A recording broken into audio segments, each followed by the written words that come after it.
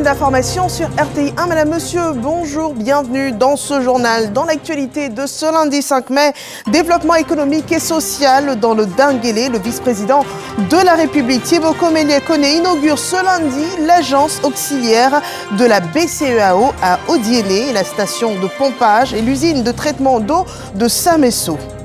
Ce 5 mai, c'est aussi le début des épreuves physiques et sportives du système de l'enseignement technique et de la formation professionnelle.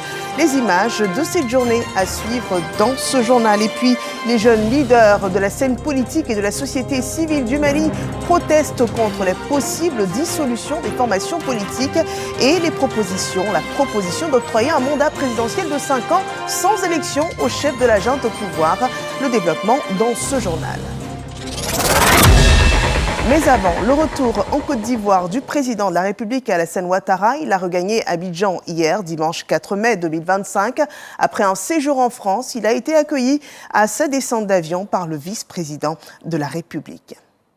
Et ce lundi, à Odiéné, séjour d'inauguration, l'agence locale de la BCEAO est inaugurée ce jour par le vice-président de la République, Thibaut Koné, un marqueur important pour le développement économique du nord-ouest de la Côte d'Ivoire. Une agence auxiliaire qui favorisera l'amélioration de la circulation fiduciaire et la transformation économique. La BCEAO à Odiéné, c'est un complexe érigé sur 27 000 m² et autres infrastructures au cœur des cérémonies dans la capitale du Dinguélé. Il y a l'ouverture aujourd'hui de la station de pompage et de l'usine de traitement d'eau de Samesso dans le cadre du projet de renforcement de l'alimentation en eau potable de la ville d'Odiéné. Autre point de l'actualité, Odiéné qui se transforme, on le voit littéralement sous nos yeux, pour le développement du Nord-Ouest. Mais un autre point de l'actualité, c'est l'éducation nationale. Une université à Odiéné sera bientôt construite et dans toutes les autres villes de la Côte d'Ivoire, ce 5 mai se déroulent les épreuves physiques et sportives du système de l'enseignement technique et de la formation professionnelle. Suivons ces images avec nos reporters. Cocody, lycée technique. Lancement des épreuves physiques et sportives, des examens et concours de fin d'année du ministère de l'enseignement technique, de la formation professionnelle et de l'apprentissage. 16 731 candidats préparant les diplômes de CAP, BEP, BP et le BT sont en lice pour cette session 2025. Il y a 3 enchaînements au choix, c'est-à-dire le poids, le saut en hauteur et la vitesse. Moi, j'ai opté pour le choix parce que je me sens plus à l'aise avec cet enchaînement-là. Nous avons 2 catégories d'activités. Nous avons la gymnastique et de l'autre côté, il y a l'athlétisme. Au niveau de l'athlétisme, il y a 3 activités parmi lesquelles il y aura un tirage au sort pour un seul choix. Donc les 3 activités, nous avons le saut en hauteur, nous avons la course de vitesse, 60 mètres pour les garçons, 60 mètres pour les filles, 80 mètres pour les garçons. Et nous avons le lancer de poids. Donc c'est au milieu de ces 3 activités que le choix va se faire. Donc le candidat va tirer une seule activité au choix. Le directeur de cabinet adjoint représentant le ministre Kofi Nguessan se réjouit du bon déroulement des épreuves. Nous sommes venus encourager les élèves parce que cette période de fin d'année, c'est une période d'appréhension à cause des examens. Et nous voulons leur dire que, en principe, les examens de fin d'année se préparent pendant 3 ans. Et s'ils ont été de bons élèves aujourd'hui, en principe, ils doivent aborder cette période avec beaucoup de sérénité. Ces épreuves, qui ont démarré ce lundi 5 mai, vont prendre fin le 14 mai prochain sur l'ensemble du territoire national. Un nouveau bâtiment renforcera les effectifs scolaires de la région du Boclé. 4 salles de classe équipées de tables-bancs prêtes pour la rentrée prochaine au Collège moderne de Sago.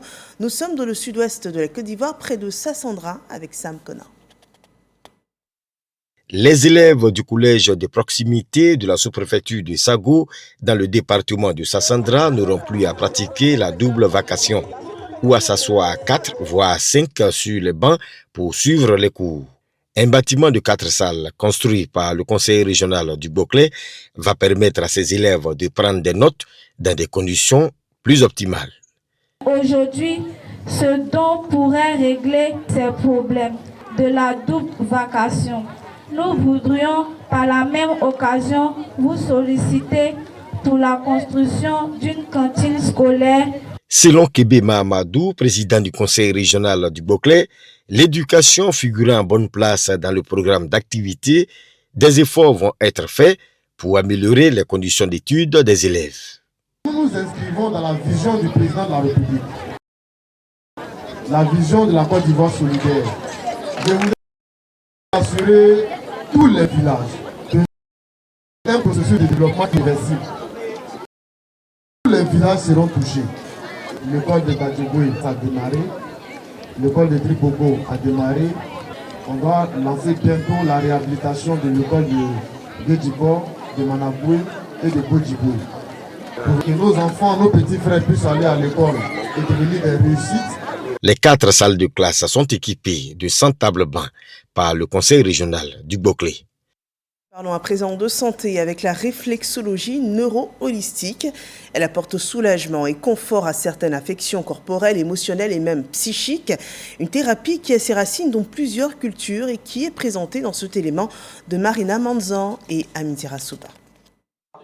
Une science qui s'apprend et s'applique à tout individu est nécessaire afin de découvrir de quoi l'on souffre s'appelle la réflexologie neuro-holistique. Cette approche thérapeutique associe les stimulations des zones réflexes à une vision globale de la santé en mettant l'accent sur l'équilibre du système nerveux. Une conférence de presse autour de la question est initiée par le réseau des réflexologues de Côte d'Ivoire et celui des médias africains pour la promotion de la santé et de l'environnement, REPMAPSEN. Je viens d'assister à une conférence sur les bienfaits de la réflexologie comme solution contre les problèmes de santé en Côte d'Ivoire.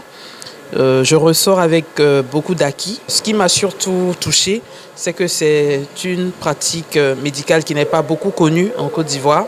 Il n'y a que 13 centres dans tout le pays et je pense qu'il y a urgence. Il faudrait que les jeunes s'adonnent à cette formation-là pour devenir réflexologue afin que toutes les populations qui ont des problèmes de santé puissent en bénéficier. Les bienfaits de cette approche se présentent comme une solution au bien-être des populations. Avec la réflexologie, déjà une consultation de réflexologie, ça peut vous permettre déjà de savoir quel est votre état sanitaire et comment pouvez-vous prendre en charge.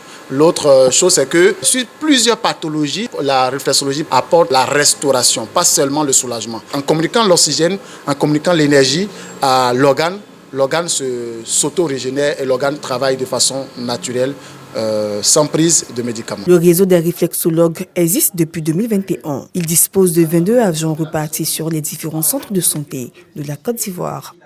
Et à côté de la réflexologie, il y a aussi la technologie qui apporte grand-chose aux personnes souffrant aussi de handicap, surtout avec la mobilité électrique qui leur est apportée donc par la technologie.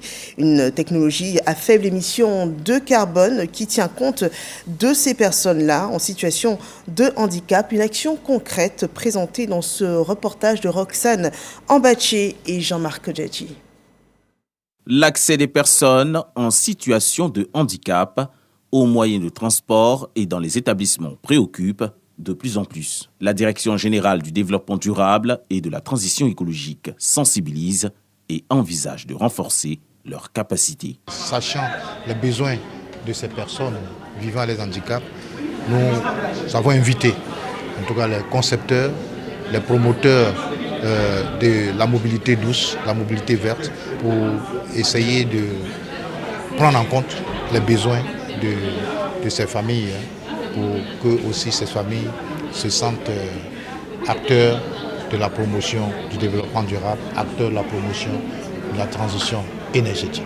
Pour les personnes à mobilité réduite, le choix d'une transition écologique peut s'avérer bénéfique. Souvent, il y a des taximens, quand ils te voient en fauteuil roulant, eux te dépassent.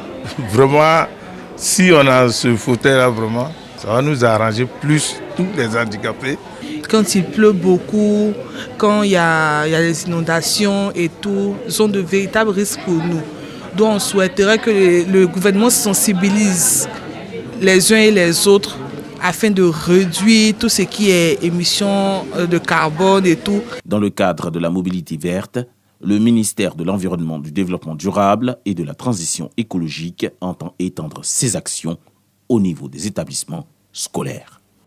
Au niveau social, dans les villes et villages, les chefs et chefs de communauté apportent aussi le pierre à l'édifice pour une meilleure condition humaine. Et dans la ville de Bouaké, Bodi Saint-Christian est désormais le chef central des ressortissants de Mouna et Ouan, résidant dans cette ville. Une cérémonie riche de symboles culturels profondément marquée par la cohésion sociale est rapportée par Boubacar Silla et Soro Corona. Les ressortissants Mona et Ouan résidant à Bouaké ont désormais un chef central, Bodi Saint-Christian. Fonctionnaire à la retraite, a été intronisé en présence du président régional de la Chambre nationale des rois et chefs traditionnels de Gbeke et du chef canton de Kounaïri. Pour les filles et fils, Mona et Ouan, venus de plusieurs régions du pays pour la circonstance, cette investiture vient renforcer l'union et la solidarité déjà existantes au sein de ces communautés. Ce chef intronisé aujourd'hui représente tout le département de Kounaïri. Donc il fera le relais entre les populations du Gbeke et ceux du département de Kounaïri. Le ministre des Transports, Amadou Kouné, par ailleurs maire de Bouaké et invité spécial, exhorte les ressortissants Mouna et Ouan à Bouaké à l'unité et à la solidarité autour de leur quatrième chef. Toutes les régions, toutes les ethnies du pays sont représentées fortement à Bouaké dans une parfaite entente. Parce que ça fait énormément plaisir dans la vision du président de rassembler l'ensemble de la Côte d'Ivoire. Abdallah Albert Mabri-Touakeuse, ministre conseiller à la présidence de la République et parrain de la cérémonie, invite le chef à être un rassembleur et à faire preuve de tolérance envers ses administrés. Nous avons donc fait l'adresse au chef pour les inviter non seulement à renforcer la cohésion, mais à travailler à la réconciliation, à travailler à la paix. Je félicite le chef, je lui ai donné les conseils d'être le chef de tous. Des danses traditionnelles et des prestations artistiques ont marqué cette cérémonie. Les Mouna et Ouan sont deux peuples du groupe Manding vivant dans le département du Kounaïri, région du Béré. Et un chef pour le peuple Atié de Songon Agban Atié 2, le chef Jérôme Atsencho a la mission de représenter sa communauté auprès des collectivités administratives. Ismaël Evradeo et Godefroy Okambawa rendent le récit d'une cérémonie culturelle du sud de la Côte d'Ivoire. Songon Agban Atié 2 est en fête. Et pour cause, Jérôme Atsencho est investi en qualité de premier garant de la tradition de ce village. Le nouveau chef investi pour 10 ans promet œuvrer pour le développement et consolider les valeurs de paix. Songon Agban Atié renaît parce que ce village a traversé des périodes difficiles. On va tenir la page pour que, à l'horizon, faisons de bonnes choses pour le développement. Le Premier ministre Robert Begré-Mambé, parrain de la cérémonie, représenté à cette occasion par le maire de Songon, appelle de tous ses voeux au vivre ensemble. Monsieur le Premier ministre ainsi que tout le gouvernement vous exhorte à rester attentif aux besoins de vos administrés, à maintenir un dialogue constant avec eux et à promouvoir les valeurs de cohésion, de solidarité et de développement.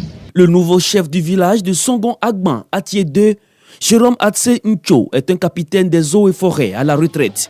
Il succède à Bena Loba après 28 ans de règne. Et je vous embarque à présent dans une célébration à la cohésion sociale à Zélesso, un reportage de Siekwasi et Jean-Marc Djadji.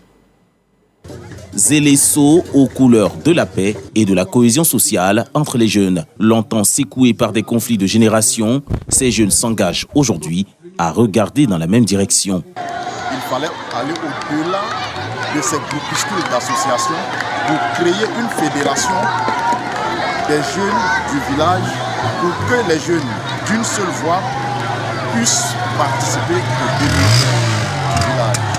Avec la journée de la fraternité de la jeunesse, Zélesso ouvre une nouvelle page de son développement. Ces deux valeurs qui nous réunissent en ce jour sont d'une importance capitale pour toute société qui aspire à la paix, à la stabilité et au développement durable. Elle nous rappelle que, par-delà nos différences et nos parcours, nous partageons une même destinée, celle de bâtir ensemble une communauté forte, soudée et tournée vers le progrès. Sport, facteur de cohésion sociale, la finale du trophée de la fraternité Ziepé Koné a mis fin à la fête de la cohésion sociale à Zélissou. La Côte d'Ivoire, un peuple multi-ethnique et culturel, et dans le cadre donc du renforcement de la cohésion sociale, un cadre de travail est fait pour un programme national de cohésion sociale avec en charge la construction de centres de médiation multi-ethnique et d'arbitrage suivant les premiers plans de travail avec Soro Corona. Promouvoir la paix et la cohésion sociale à travers des mécanismes de médiation adaptés aux réalités locales. Telle est l'une des missions du Programme national de cohésion sociale, PNCS. Pour se donner les moyens de réussir, la directrice générale initie des séances d'information avec les populations et autorités coutumières. Objectif, présenter le projet de construction des centres multi-ethniques de médiation et d'arbitrage, CMMA, appelé aussi Maison des chefs. Ces centres serviront d'espace sécurisé pour les échanges entre les chefs de village et de communautés sur des sujets en faveur de la paix, de la cohésion sociale et du vivre ensemble. Ils feront également office de lieux de formation et de réunion pour les jeunes et les femmes. Autrefois, on parlait de lab à palabre, mais désormais, on se retrouve sur un lieu fermé, sécurisé. Ils sont vraiment pressés de trouver leur centre avec ces 4 bâtiments. Autorités coutumières et administratives de Marabadiassa dans la région du Béquet se réjouissent du choix porté sur leur localité. Vous savez, lorsque les informations passent entre les membres d'une communauté, ça fait moins de conflits. C'est un projet que nous accueillons à bras ouverts. Maintenant, à l'aide des réseaux sociaux, il faut que les chefs puissent avoir un endroit discret pour discuter en toute quiétude. Et je pense que ce bâtiment-là, sa construction et sa fréquentation seront bien une aubaine pour nos chefs. La délégation s'est ensuite rendue dans les localités de Témé-le-Kourou et de Dabou, auxquelles s'ajoute la sous-préfecture de Marabadiassa dans le cadre du plan de travail de l'année 2025 du PNCS. À ce jour, ce sont 23 centres qui sont sortis des terres, dont le premier à Boguedia, dans le département d'Issia. Et il y a aussi des événements qui font la promotion de la cohésion sociale. Au nombre de ces événements, on compte le Festival international de la culture et des arts de Daoukro, le FICAD. Cette année 2025, ce festival célèbre ses 20 années d'un festival qui a contribué à renforcer la cohésion dans le pays et aussi le développement de la culture de la région de l'Ifou. Didier Nguessa. 2005-2025, le Festival international de la culture et des arts de Daoukro, FICAD, célèbre ses 20 ans. Des noces de porcelaine qui font le bilan de la promotion de la diversité culturelle dans la région de l'Ifou. 100 000 visiteurs ont festoyé avec une centaine d'artistes venus de Côte d'Ivoire, du Burkina Faso, du Togo, de France et du Ghana. Ce dernier pays était invité d'honneur. Des danses traditionnelles Ashanti et les rituels du pays Agni, de même que des danses contemporaines, ont meublé le festival. On fait la promotion de la culture baoulé, la culture Nguin, qui est le peuple de la région de l'Ifou, un peuple connu. Et nous avons eu à communier à nos parents des districts de Bidgor et de Guibois. Vous voyez que c'est tout ce brassage de peuples de culture qui fait la particularité du FICAD. Le FICAD est un instrument de cohésion, un instrument d'unité, un instrument de paix. Le FICAD a contribué à l'évolution des cultures régionales telles que retracées dans ses documentaires. Le peuple Nguin, localisé dans le Ifou et en voie de disparition sous l'effet des métissages, était à l'honneur. Et voilà, ici le Ghana a apporté sa touche au FICAD. Partout dans le monde, au-delà des frontières africaines, le Kwakanza fait chanter l'Afrique et touche des cœurs bien au-delà du continent africain. Le Kwakanza, artiste aux mélodies douces et engagé, a été fait citoyen d'honneur de la ville de Grand Bassam, un hommage à une légende vivante dont la musique continue de faire rayonner notre continent africain sur toutes les scènes du monde. Voyons ce reportage d'une célébration avec Ismaël Ebradeo et Jean-Marc Adjadji. Partir au bout du monde. I Believe in You, Plus Vivant ou encore Nakozonga. 3 titres à succès de Pascal Okwakanza qui continuent de résonner dans les plus belles salles africaines et européennes. La World Music, une musique sans frontières qui trouve aujourd'hui un nouvel écho à Grand Bassam. La ville historique fait de l'artiste congolais citoyen d'honneur. Une reconnaissance de sa contribution à la promotion de la culture africaine. Et à tous ces gens qui sont déplacés, nous attendre, pour nous donner cet amour, je peux leur dire que merci. Parce que quand un artiste est devant le public, c'est pour un échange. Et aujourd'hui, c'est eux les artistes.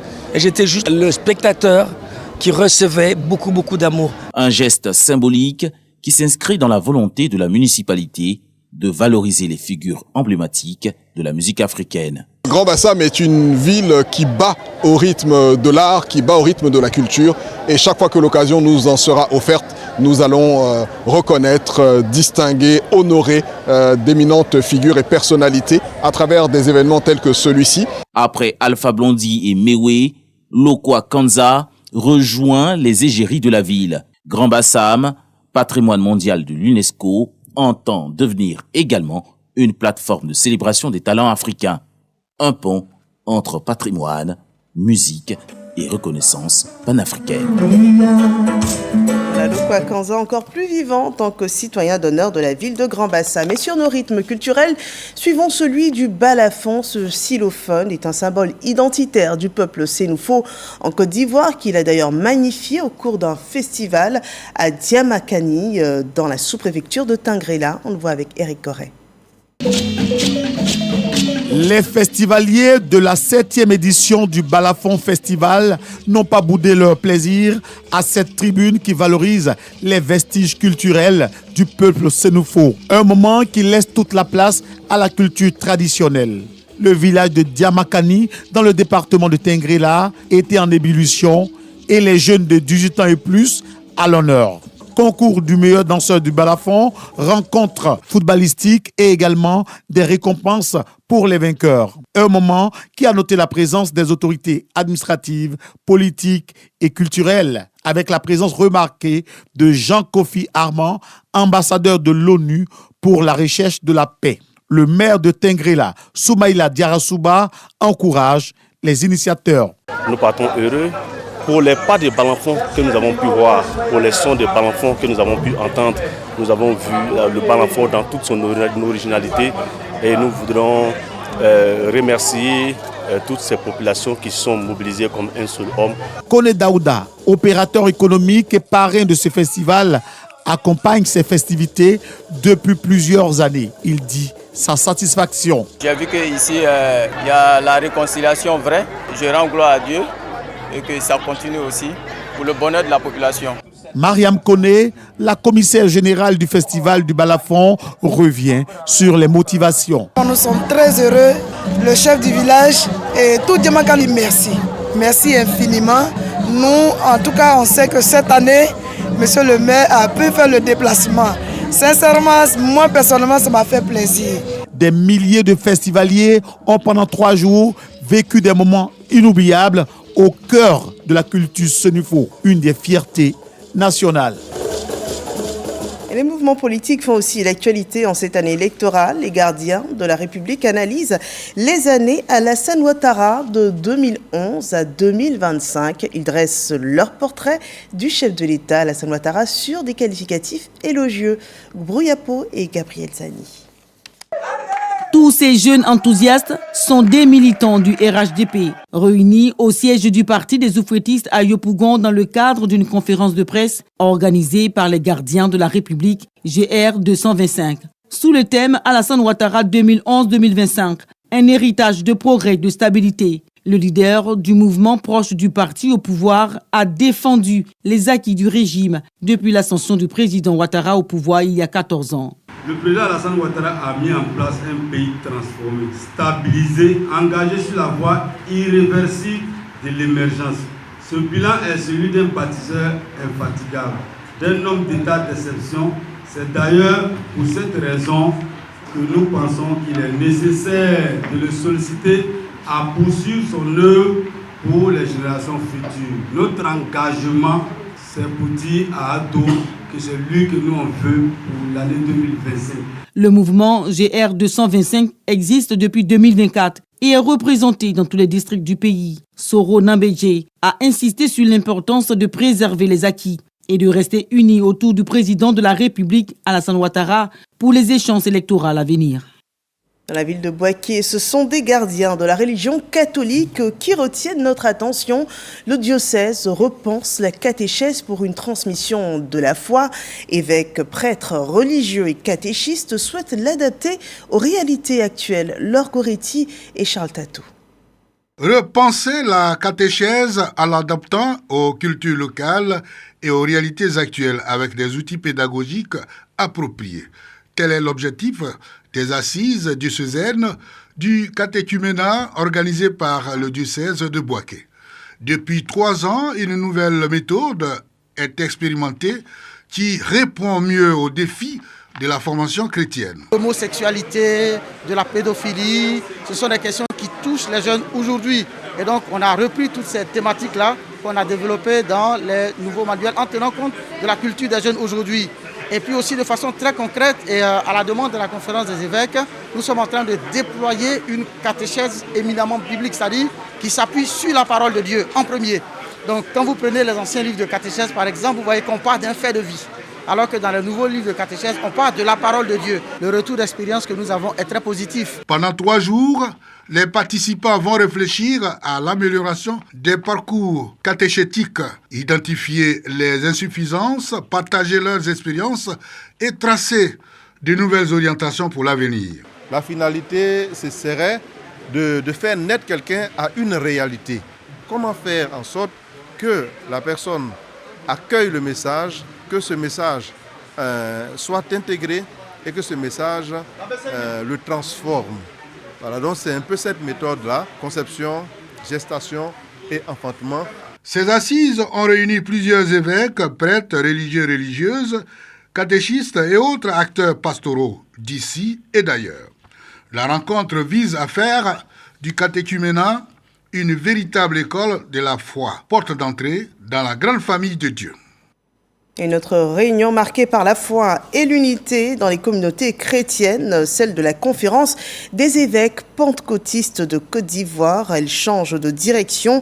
Après 4 années de présidence, l'archevêque Kodjagi Vincent passe le flambeau à Koné-Jean, un nouvel archevêque, donc l'évêque Koné-Jean. Donc une cérémonie que rapportent Brouyapo et Alexis Ouetraogo. Jusqu'ici conduite par l'archevêque Kodjagi Vincent, la grande famille pentecôtiste de Côte d'Ivoire s'est réunie pour la cérémonie d'investiture de son nouveau leader, l'évêque Koné-Jean. On ne t'installe pas pour écraser les autres. On t'installe pour servir les autres. Ne fais pas de politique, mais aide les hommes politiques. Et si le pays, dans sa dimension agitée, ne vous reconnaît pas ce que vous faites, ne croyez pas que vous n'êtes pas vu et suivi. C'est une grande erreur. Vous êtes suivi. Puisque les effets de vos prières, les effets de vos méditations, les effets de vos intercessions, c'est le pays qui en bénéficie. L'évêque Koné-Jean a reçu les symboles de son autorité spirituelle et organisationnelle. Sa mission, la structuration et l'expansion de l'église pentecôtiste dans le pays et à l'international. En tant qu'évêque, notre parole ne se veut pas partisane, mais prophétique. Elle ne cherche pas à diviser, mais à construire. La conférence des évêques pentecôtistes de Côte d'Ivoire entre ainsi dans une nouvelle ère, portée par une volonté de bâtir une église qui milite pour la paix et la cohésion sociale. La Côte d'Ivoire, pluralité culturelle mais aussi religieuse. L'actualité hors de nos frontières à présent, après la publication de leur manifeste, les jeunes leaders de la scène politique et de la société civile malienne protestent contre la possible dissolution des formations politiques et la proposition d'octroyer un mandat présidentiel de 5 ans sans élection au chef de la junte au pouvoir, le général Assimi Goïta. Les jeunes leaders appellent à la mobilisation générale dans tout le Mali sans violence pour y faire barrage. Et ce sont les derniers mots de ce journal. Merci de nous avoir suivis. Je vous souhaite un excellent après-midi et une excellente semaine sur RTI1.